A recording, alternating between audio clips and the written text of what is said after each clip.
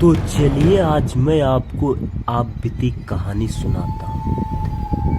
यह उन दिनों की कहानी है जब मैं जंगल की रास्ते से मैं जा रहा था और शाम को 5 बज रहे थे और मैं उस रास्ते से मैं चलते जा रहा था और कोई भी ट्रेवलिंग बस और टेम्पो इस रास्ते से नहीं जा रहा था।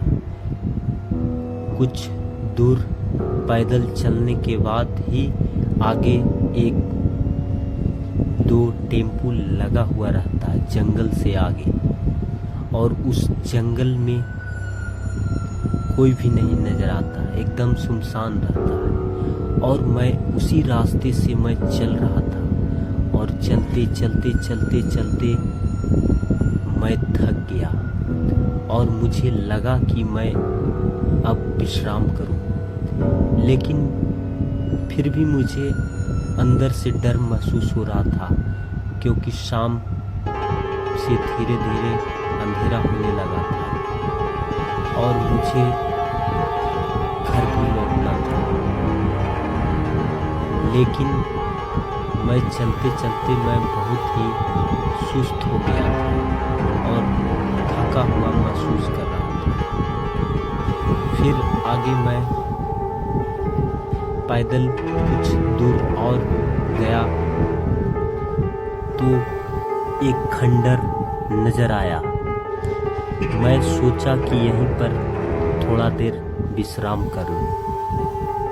मुझे डर भी लग रहा था और रात हो गया था, रात को 8 बज रहे थे, लेकिन मुझे बहुत ही सुस्त महसूस हो रहा था। मैं वहाँ पर बैठ गया। बैठने के बाद मुझे बहुत थकावट सा महसूस हुआ और मैं वहीं पर लेट गया। लेटने के बाद फिर जो हुआ आप सुनने के बाद रोंगटे खड़े कर देने वाला यह कहानी है।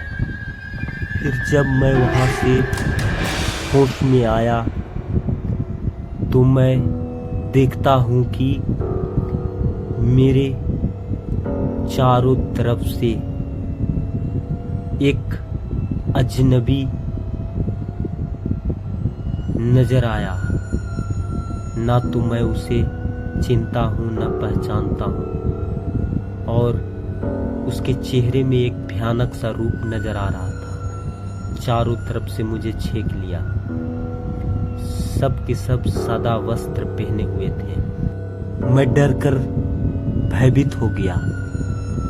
मैं चिल्लाने लगा, मुझे बचा लो बचा लो बचा लो। लेकिन वह सभी मुझे देखकर बहुत हंसने लगे और रोने भी लगे।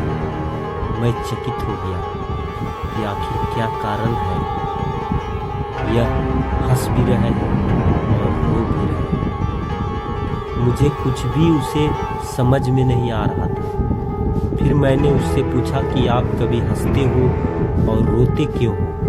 तो वह जवाब दिए कि आप ही का जैसा एक मेरा सदस्य था जो इस जंगल भयानक में विलुप्त हो गया था। उसी खुशी में मैं रो रहा था और उसी खुशी में मैं हंस भी रहा था। मैं देखकर चकित हो गया और फिर वह अपना भयानक रूप जब मुझे दिखाया तो मैं वहां से चिल्लाते हुए भागना शुरू किया और भागते मैं रोड पर आया। जब वह टेम्पू वाला मुझे देखा तो देखकर वो भी डर गया और महसूस करने लगा